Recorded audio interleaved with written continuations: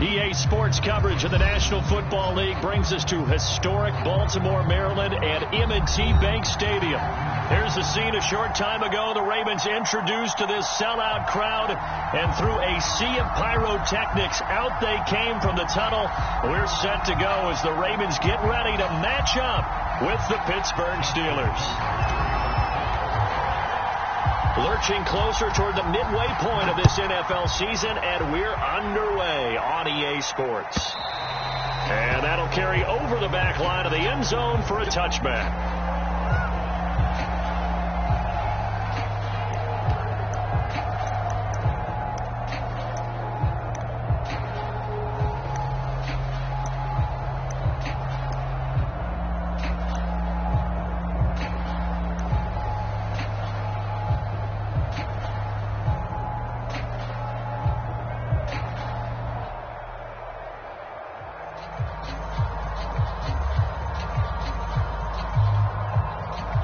First and 10, and kind of tipping their hand at running the ball. 3 tight ends are out there.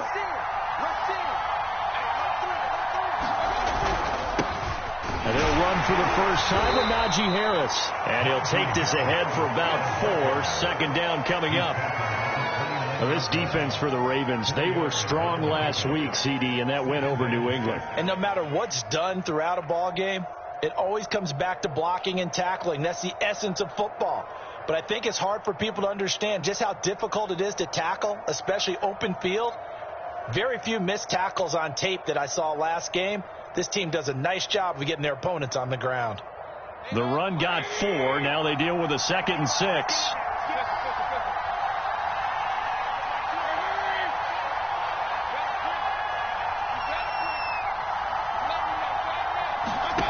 From the shotgun, it's Mayfield.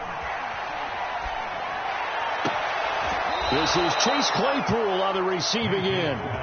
And he'll be out of bounds, but able to get it up past the 45.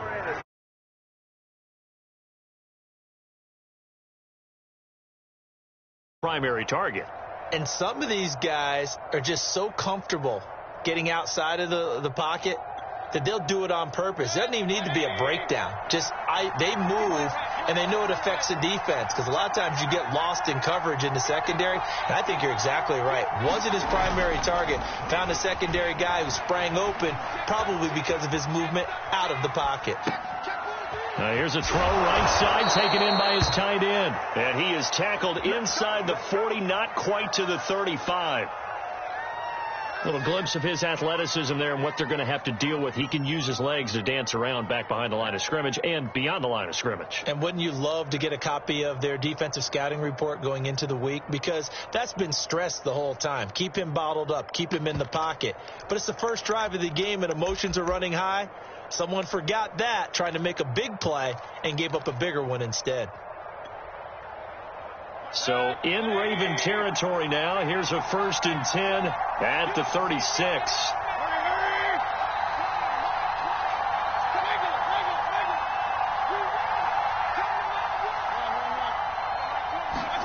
They go play action. Mayfield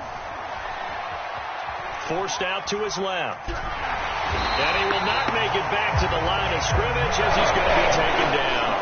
The sack cost him only a yard. It's 2nd and 11.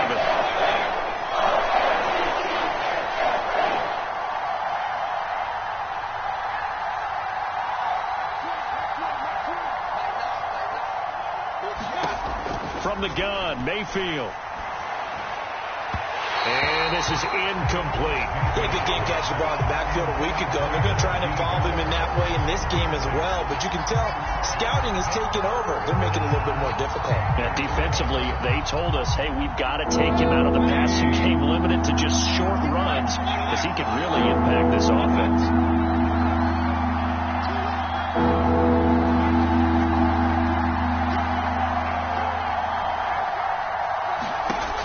Third down, Mayfield. A battle for it, and it's intercepted.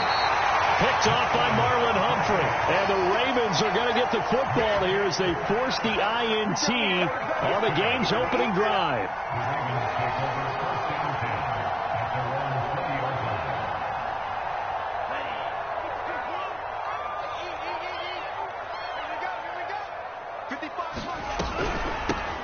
first carry now for Kareem Hunt. And just no chance of turning the corner. He can only get back to the line of scrimmage. 2nd and 10 coming up. Officially nothing on that last run. They'll try again 2nd and 10. You don't see that a ton, do you? The cornerback coming over to the middle of the field to make a run tackle. That's someone with a ton of confidence to feel like nothing is pressuring him. And this is, oh my goodness, he pulled it in one-handed. It's a big play there for Baltimore. A one-handed catch, that's one thing, but with a defender right there, that was a heck of a play. It used to be that one-handed catch was instinctive in a game. Now it's a practiced move. They work on it before, after, during practice sessions. It becomes part of their repertoire, and it pays off. It's a pickup of 4, and it'll bring up 2nd down. Well, that call makes sense because they've been throwing it well on this drive, and once again they show passing formation, showing the shotgun. Then they ran out of it. That's a nice play by them defensively, though, to hold it to a short gain. It'll only be a gain of a yard, and it sets up a 3rd down and 4 now. When we talk about defenders, specifically linebackers, keeping their eyes in the right spot, he had that eye down the entire time. And you know that's not easily done because they throw a lot of misdirection at you. They try and fool you and get your eyes in the wrong place. But you're right about that one. He correctly figured that one out and made a really nice play. To throw now. Here's Love. Throw left side complete. That's Hunt. And in for the Ravens touchdown. Kareem Hunt, his 9th touchdown of the season. And the Ravens have taken the early lead.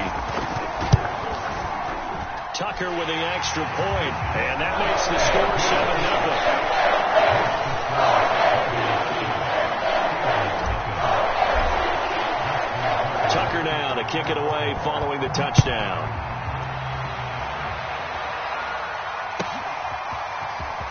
This will be brought out from the middle of the end zone. And in hindsight, probably should have taken a knee as he only gets this out to the 16-yard line.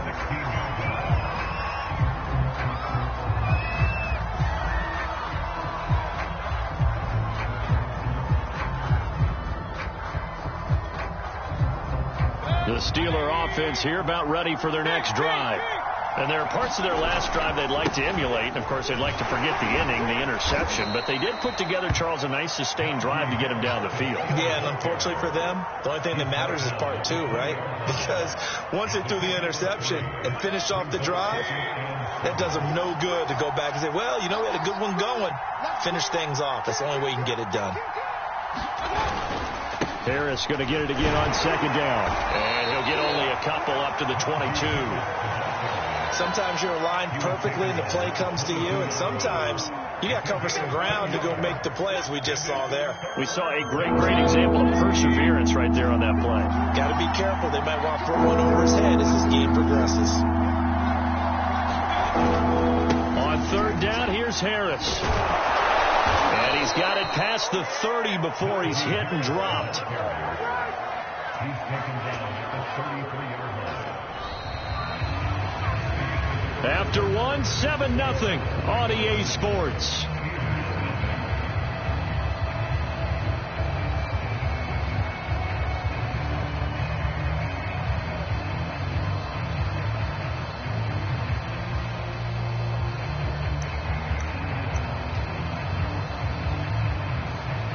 So they'll come up 1st and 10 now from the 33.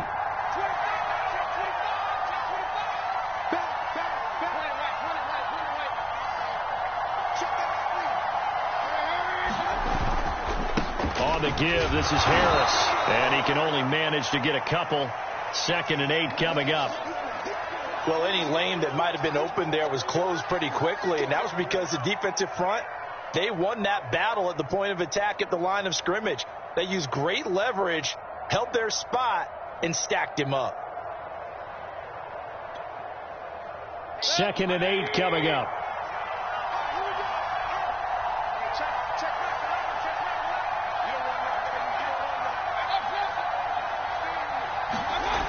Mayfield looks to throw.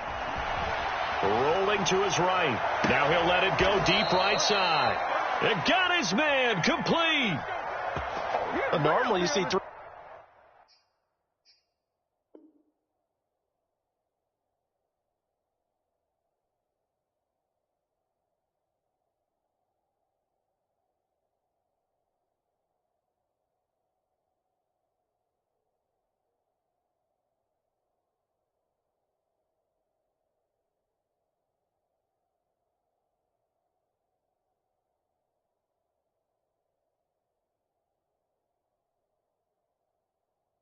Three tight ends in a formation, you have to think to yourself, this has got to be a run. And I know as a safety, when I saw that, I took an extra step or two towards the line of scrimmage. Instead, they threw the ball, and he found one of those tight ends for a very nice pickup. So in Raven territory now, here's a 1st and 10 at the 37-yard line.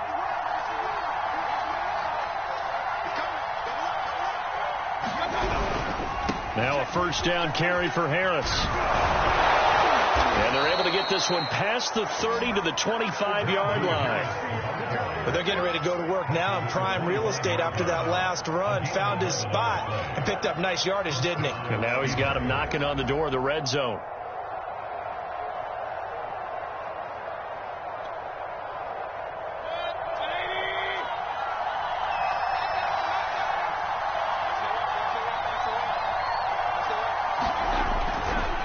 First down, and they go back to Harris.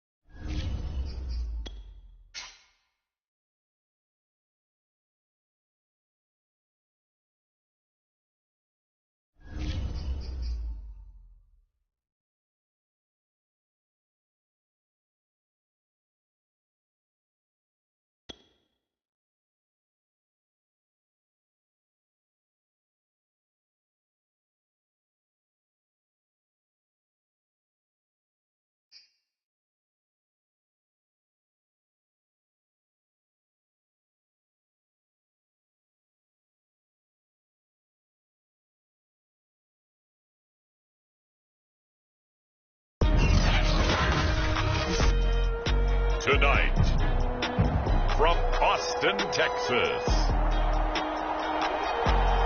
it's Week 6 of the NFL on EA Sports.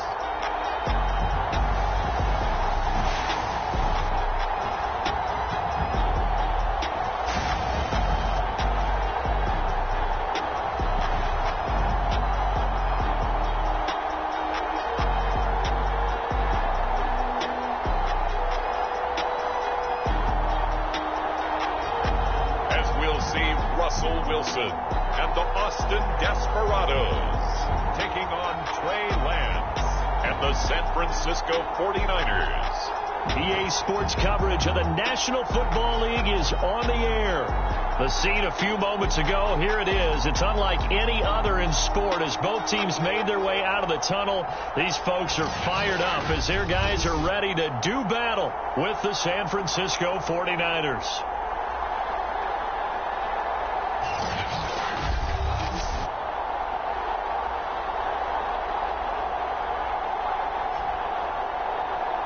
With Charles Davis, as always, I'm Brandon Gaudin. And Charles, you talk about storylines in this one. I think it begins and ends with our two quarterbacks, certainly two of the best in the business. And nowadays, I don't think you can get by for long periods of time without a top-flight quarterback. The way the game is played, with all the responsibility he has and how the game flows through him, if he's not on the top of his game, your team's not going to benefit at all. And they will elect to not bring this one out as our first drive will begin at the 25. So out comes this offense to take over for the first time. They'll be let out.